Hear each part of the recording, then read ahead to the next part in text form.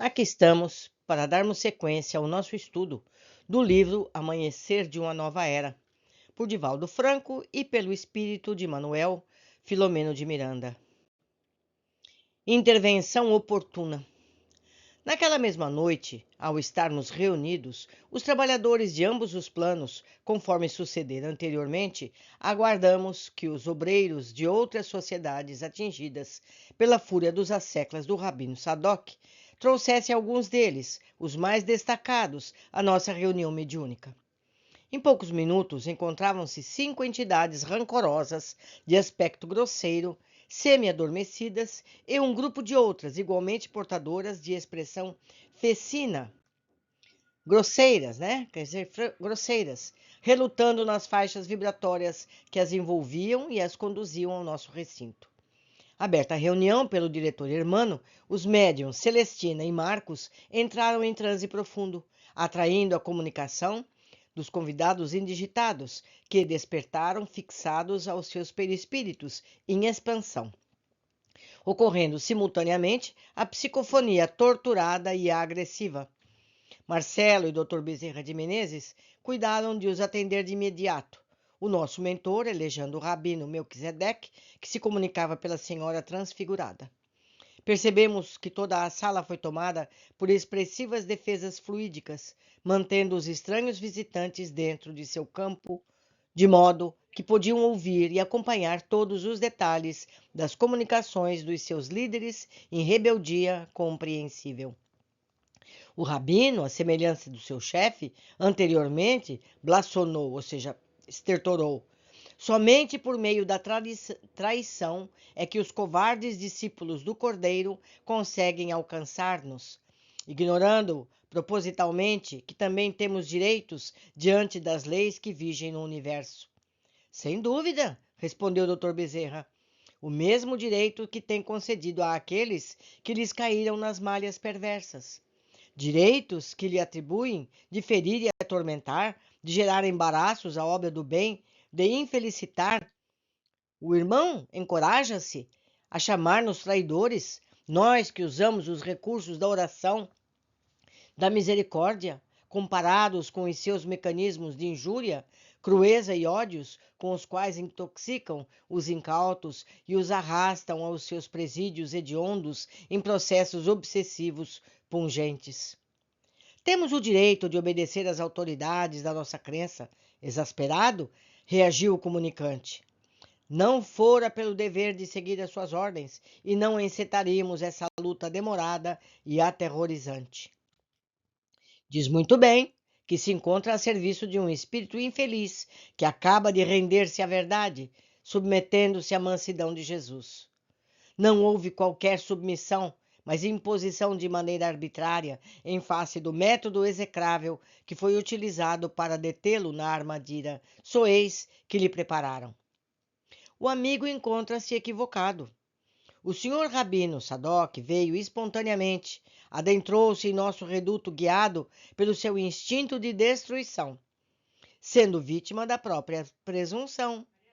Ele deveria saber que esta casa tem orientação e obedece a um programa elaborado pelo Senhor da Vida, e a sua tentativa de invasão resultaria infrutífera, correndo o risco de tombar nas próprias malhas do atrevimento.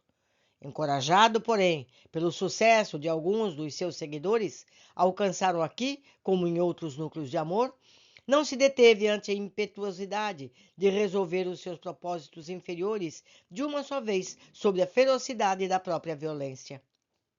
Afinal, que esperam de nós outros que nada temos com esta sua casa?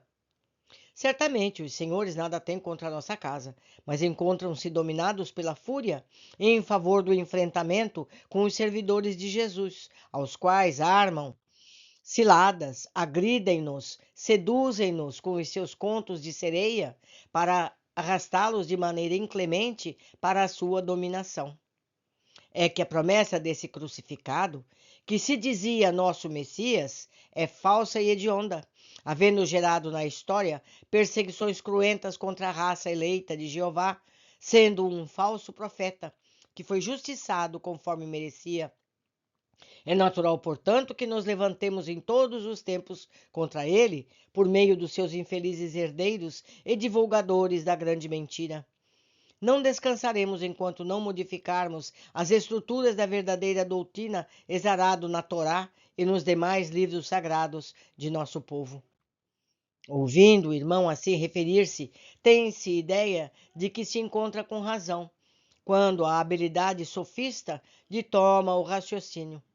Jesus é o Messias de Deus, não somente de Israel, mas para toda a humanidade. Ninguém como ele viveu tão integralmente a verdade, nem mesmo qualquer profeta que o antecedeu ou sucedeu. Porquanto todos aqueles que vieram anunciá-lo estavam aquém da sua grandeza. Foi ele quem se levantou para atender o poviléu desprezado dos preconceitos mentirosos das classes sociais cultivadas pela tradição e preservadas nas sinagogas. A sua capacidade de amar e de perdoar jamais se apresentou em alguém se lhe equiparem.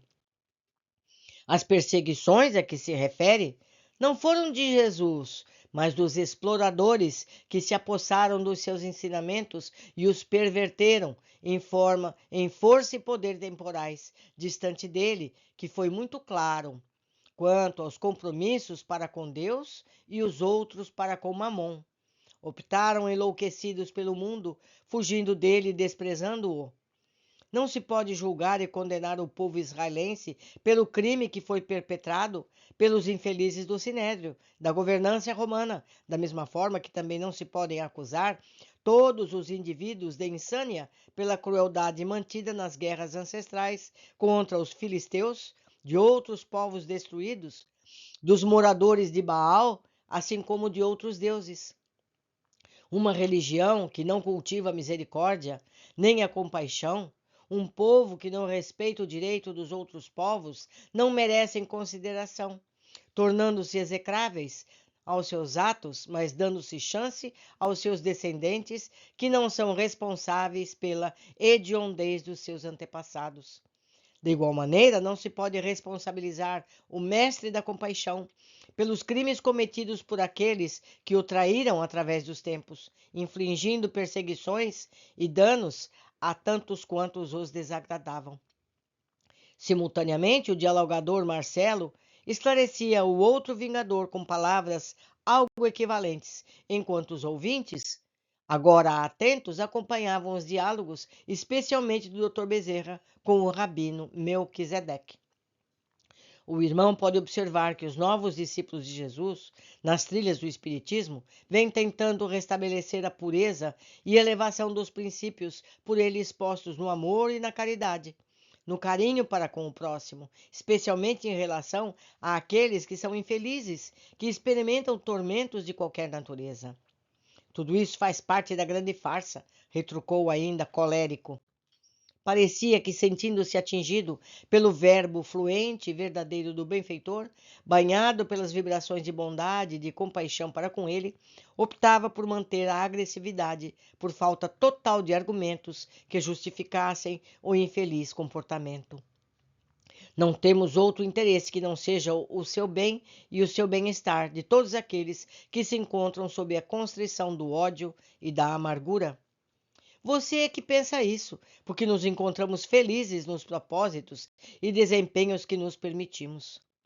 Além de ser infiel à verdade, o irmão é insolente e presunçoso, porque ninguém pode estar feliz enquanto persegue, explora e trabalha pela desdita do outro. Desejamos adverti-lo que todo o mal que se faz reverte-se em mal para si próprio. Do contrário, consultemos a Gênese, no seu capítulo 15, versículo 15 e 16, que assevera: Quanto a ti, em paz irás para os teus pais, serás sepultado numa velhice feliz. E na quarta geração que eles voltarão para cá, porque até lá a falta, entenda-se, o crime praticado pelos amorreus, não terá sido paga. Equivale dizer que, enquanto não seja resgatado o erro, não se poderá retornar ao seio de Javé. Vejamos, quando o amigo desencarnou, quando morreram as suas carnes e a vida orgânica cessou no túmulo, para onde seguiu? Qual o paraíso que o recebeu? Embora se considere um bom pastor, que deveria ter sido para o seu povo? O ódio inclemente devorou-o, não deixando qualquer vestígio do conhecimento espiritual, empurrando-o para o abismo em que se encontra até hoje, vários séculos transcorridos. Que a doutrina é essa, incapaz de ajudar o seu fiel no momento mais grave da sua existência, de ser imortal? Aproveite esse instante para refletir e reconsiderar as atitudes cruentas que vem mantendo e os propósitos infelizes contra Jesus, representando nos seus humildes seguidores sedentos de amor e de piedade. A reencarnação, conforme exarada no texto do Gênesis, em todos se nos impõe e ninguém se lhe furtará, por ser uma lei universal. De um para outro momento, o Senhor dos mundos convoca-nos para o retorno ao corpo. Como renascerá o amigo irmão? Como poderá fugir à lei divina? Essa é a oportunidade sua e de todos aqueles que se encontram nesta guerra sem vencedores, do mal contra o bem, da violência contra a pacificação, do ódio contra o amor. Até quando se prolongará a grande noite que os envolve? O benfeitor falava a todos os presentes, convidados e trazidos por essa ocasião culminante.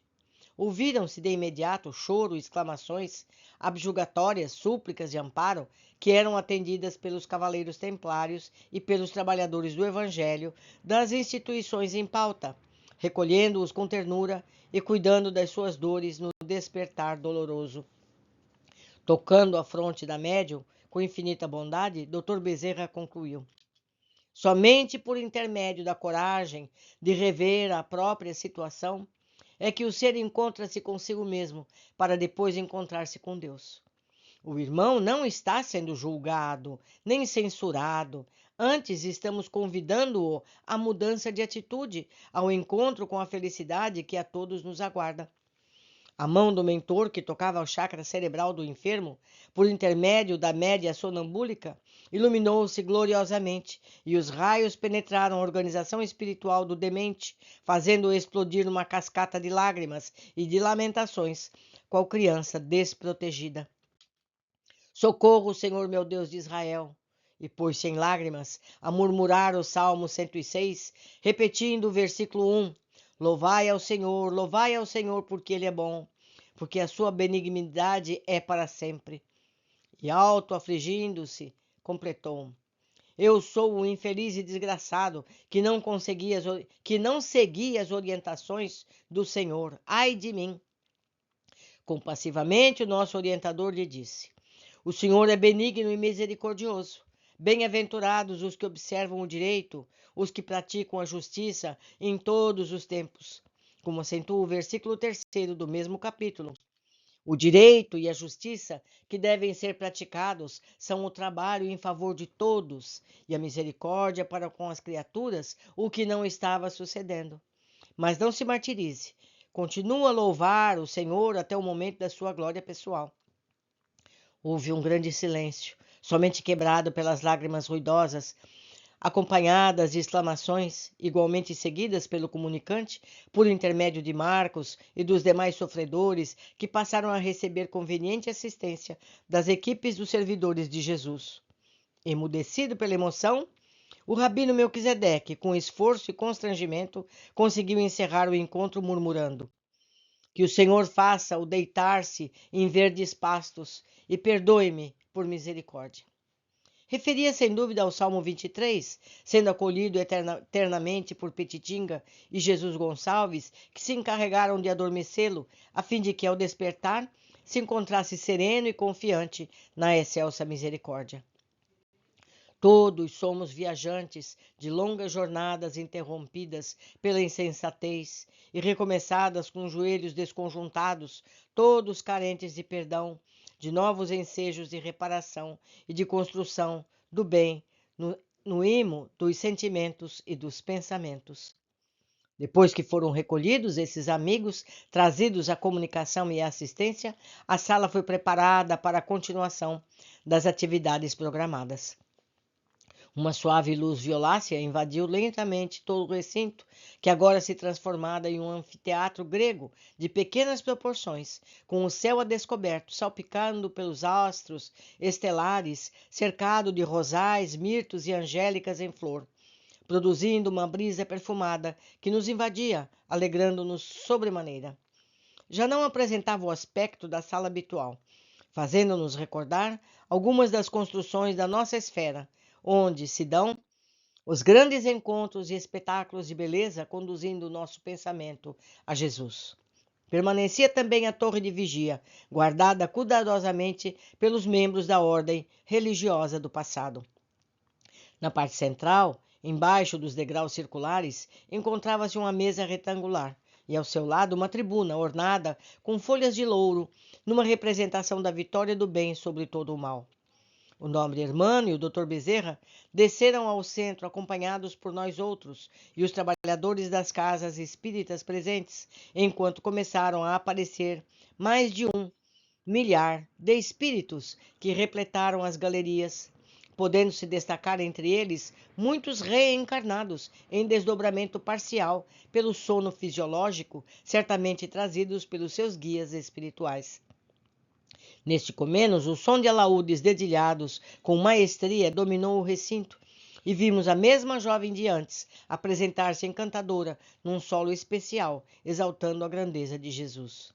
Ao terminar, com a plateia vivamente emocionada, o mentor azorou a divina proteção para o labor daquela madrugada, e ao concluir, vimos descer as escadarias do anfiteatro algumas dezenas de espíritos de alta estirpe que deslizavam em direção da arena com estatura maior do que a nossa, circulando-a e irradiando claridade mirífica que a todos fascinava.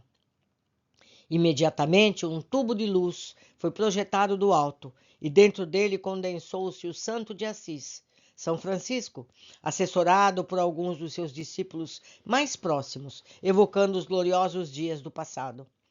Não podíamos dominar as lágrimas de felicidade que alforjavam os nossos olhos e derramavam-se pelas nossas faces.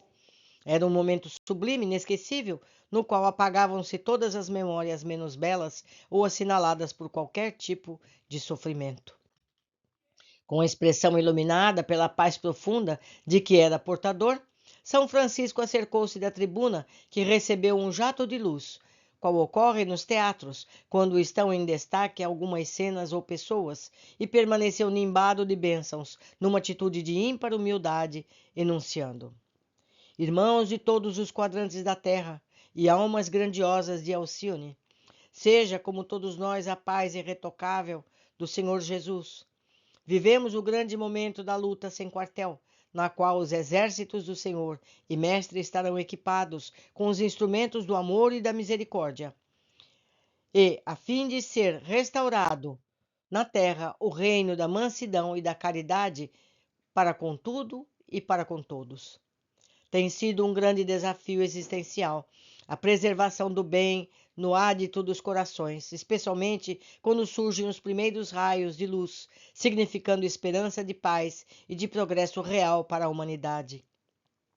As incomparáveis conquistas do conhecimento científico, embora a contribuição indiscutível a favor do processo evolutivo, não conseguiram realmente atender às íntimas necessidades do ser humano que busca a paz. Essa resulta exclusivamente do amor nas suas mais variadas expressões, desde aquelas que dizem respeito à própria iluminação, quando a que exterioriza em favor do próximo. Isso significa renúncia, abnegação, devotamento, sobretudo vivência da caridade. Há sede de harmonia no mundo individual, apesar de algumas criaturas estarem cercadas de excessos de toda ordem, vivenciando, porém, a perda de sentido espiritual e, por consequência, da paz que somente Jesus pode oferecer.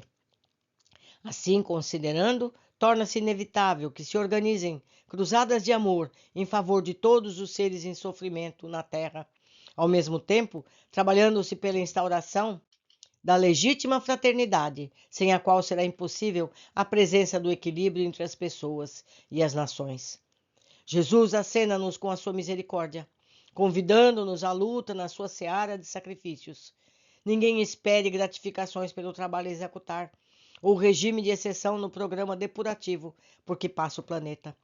A contribuição pessoal é valiosa em forma de dedicação ao dever e renúncia ao egoísmo destruidor, que tem sido a causa da ruína de todos aqueles que avançam inadvertidos desse perigo iminente, enquanto a luz, a oportunidade de servir, que não seja postergada a ação socorrista, porquanto será sempre benéfica para aquele que a executa. Somos as filhas e os filhos do Calvário em caminhada redentora, superando as imperfeições morais que devem ser diluídas pelo esforço de autoiluminação, perseverando nas refregas contra o mal que teima em predominar em a nossa natureza espiritual. Toda e qualquer expressão de amor oferecida aos irmãos viventes torna-se gota de luz em nosso caminho penumbroso, que ficará assinalado pelas nossas pegadas que rumam na direção do grande foco, que é o mestre dos desvalidos e desafortunados, sempre aguardando-nos. Não recalcitremos em relação aos testemunhos. Uma existência sem sacrifício, sem abnegação, é uma viagem sem gratulação íntima ao país da fantasia, que a realidade demonstra a falta de significação. É nas altas temperaturas que os metais fazem-se maleáveis, as formas novas, assim como na lapidação das gemas grosseiras, transformam-se em estrelas. De igual maneira, será sempre no combate que o espírito aprimora-se, aformoseando-se e desenvolvendo a luz divina que nele jaz. Fostes como nós outros, convidados para trabalhar na sua vinha, neste momento difícil, porque estáis habilitados para o melhor combate, assessorados pela convicção da vossa imortalidade. Muito vos será pedido, porque haveis concebido muito socorro dos céus. Iluminai, portanto, a terra em desfalecimento, em angústia e treva. E após o máximo da tormenta, que surgem as primeiras manifestações da bonança.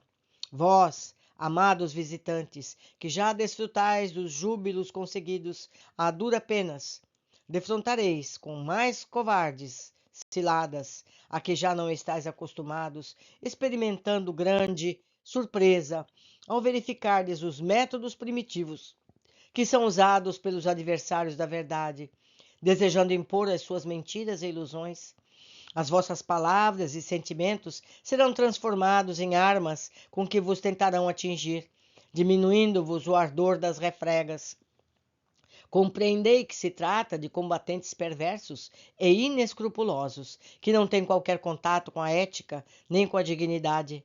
Importa-lhes vencer a qualquer preço e não superar-se internamente, a fim de conquistarem os outros corações. O seu objetivo é destrutivo, enquanto estáis acostumados somente com a edificação. Vinde de outra dimensão do amor de nosso Pai. Ouvistes considerar a miséria moral do grão de areia cósmico, que é o planeta terrestre, e compadecidos da nossa inferioridade, de nós todos, os seus habitantes e filhos temporários, ofereceste-vos para contribuir com vosso sacrifício em favor da sua ascensão na escala evolutiva dos mundos. Sede bem-vindos, irmãos da misericórdia, da solidariedade. Nós vos saudamos e agradecemos ao excelso Criador a imerecida caridade para conosco. Erguei-nos do caos moral em que ainda nos encontramos às cumeadas da verdadeira plenitude. Auguramos-vos todo o êxito sob a bênção de Jesus, o incomparável construtor da escola terrestre. Que a serena paz diluente da justiça e do amor, sem jaça, permaneça com todos nós. Com especial ternura e afeto, o vosso irmão Francisco. Ao silenciar, podíamos ouvir o pulsar da natureza em festa e a sinfonia emocionante da gratidão que vibra em todos nós, os espíritos terrestres e os abençoados visitantes de Alcione, que também tinham lágrimas que lhes perolavam os olhos.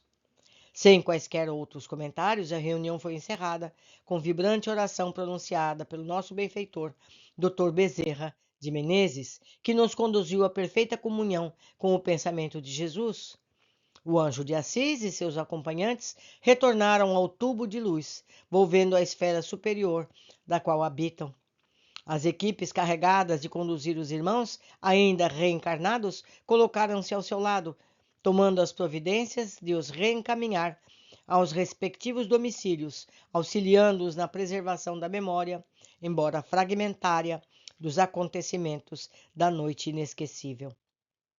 Logo mais seriam iniciados novos trabalhos, convidando-nos à contribuição mínima que fosse em favor da construção do mundo novo em pleno desenvolvimento. Meus amigos, esse capítulo foi um estímulo para o nosso próprio pensamento evolutivo. Nós estamos trabalhando em nós mesmos? Nós estamos usando do perdão e do amor? Nós estamos ajudando a elevação do planeta? Essas questões bem respondidas vão nos ajudar ao nosso plano de elevação, não é mesmo? Por hoje ficamos aqui, aguardo todos na sequência do nosso estudo. Abraços!